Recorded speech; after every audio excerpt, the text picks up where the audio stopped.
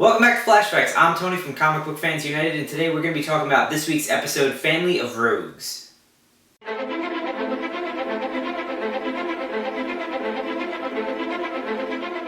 This is going to be a short one this week, so let's just get to the only new character introduced in this episode, which is Louis Snart, father to Captain Cold and Golden Glider.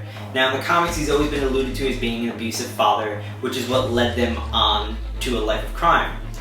In this episode, he's portrayed by Michael Ironside, who is no stranger to the DC Universe. Some of you may remember him as being the voice of Darkseid in the Justice League cartoons, but he also voiced Batman in a particular episode of Batman and Robin where he portrays Batman from the world of The Dark Knight Returns. And it's, for me, one of the top 5 best episodes of the entire run of the series. You should really go check it out. The dude's got a fantastic delivery, and he really brings it in this one. A moment I'm pretty sure you all caught, which is when Dr. Stein exclaimed Excelsior, which is an obvious nod to Stan Lee. But it's also a callback to the previous season, when they were going to form the Singularity, and he had planned on saying it back then, but he never got a chance to because of everything that went wrong.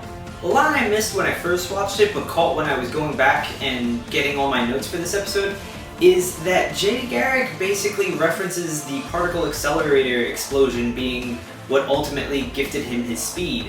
And it got me thinking, how is that possible? The accelerator exploded on Earth 1, so how could it have possibly affected Earth 2?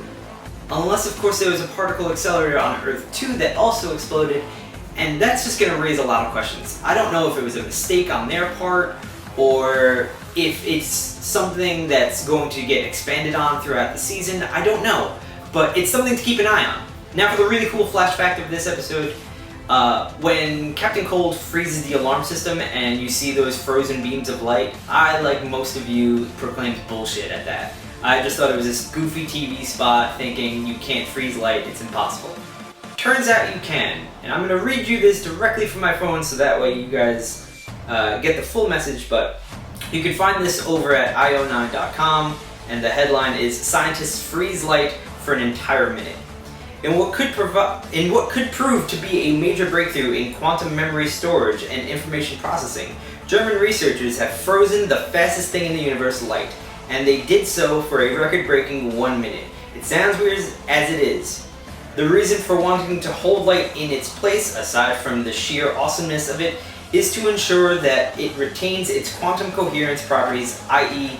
its information state, thus making it possible to build light-based quantum memory. It's a lot to process, but basically they did it to test the theory that if you can freeze light, it can hold more memory. And you can use that for a number of different uses. I just wanted to bring that up because, number one, apparently you can freeze light. This is news to me. But 2 is the fact that they were able to do it for a minute. In the show, Captain Cold was able to do it for about a minute and 125 seconds, actually, I believe. And it's close, but clearly a bit off. But still, it's pretty cool technology. It's something I didn't know existed, and I'm pretty sure most of you didn't either.